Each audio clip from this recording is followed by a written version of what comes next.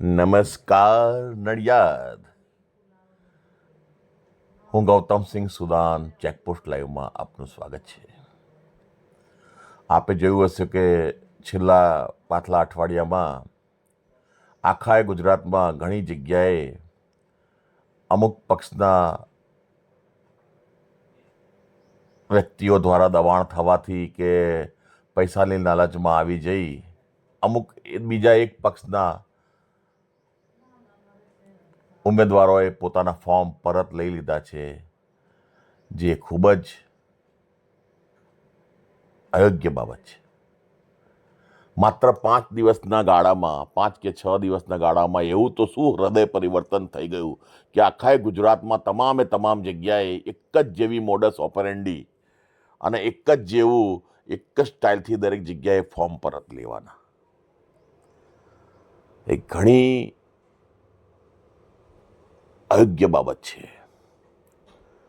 જે બાબતને ધ્યાનમાં લેતા જેટલા પણ પક્ષ વિરોધી પ્રવૃત્તિ કરનારા આવા ઉમેદવારો છે કે જેમણે અયોગ્ય કારણસર અયોગ્ય ફેસલો લઈને પોતાના ફોર્મ પરત લીધા છે અને પોતાના ખિસ્સા ગરમ કર્યા છે અને કટકી લીધી છે, તે તમામ પક્ષ વિરોધી પ્રવૃત્તિ કરનારા ઉમેદવારો માટે અમોએ એક નવો એવોર્ડ એમને આપવાનું વિચારેલ છે, જેનું નામ છે ચરણ ચાટુકાર એવોર્ડ.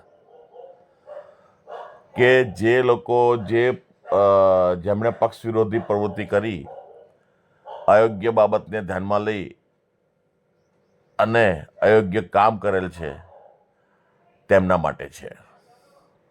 એટલે જરૂરથી પોતાના નામોની નોંધણી કરાવજો. નંબર નીચે આપેલા જ છે. ચરણ ચાટુકાર એવોર્ડથી તેમને સન્માનિત કરવામાં આવશે. જેમણે નોંધણી કરાવી હશે તેમને જ આ પ્રતિષ્ઠિત ચરણ ચાટુકાર એવોર્ડ આપવામાં આવશે.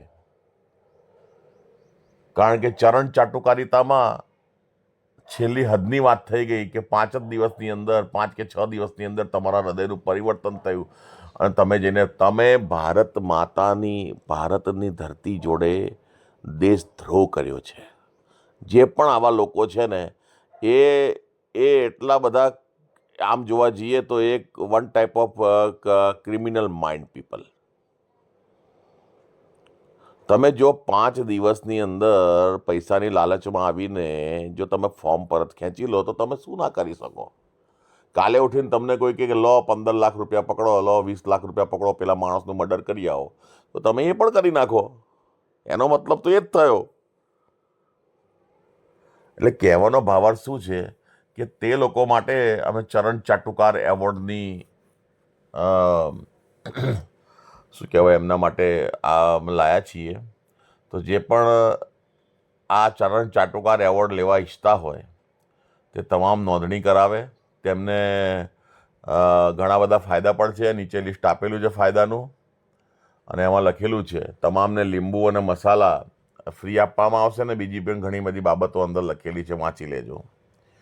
એટલે આ બાબતે જલ્દીથી નોંધણી કરાવો, કારણ કે ઇલેક્શન પતશે પછીના 2 કે 3 દિવસ પછી અમે આ ચરણ ચાટુકાર એવોર્ડ આપવાના છીએ. જેમને નામ નોંધણી થઈ હશે તેમને જ આ એવોર્ડ મળશે, બીજા કોઈને આ એવોર્ડ મળશે નહીં. બરાબર છે? જય હિન્દ, જય ભારત. અને અંદર આમાં શુભેચ્છકની ઉપર જે નીચે શુભેચ્છક લખ્યું છે તેની ઉપર એક લીટી લખી છે, વાંચી લેજો. ઠીક છે? જય હિન્દ, જય ભારત.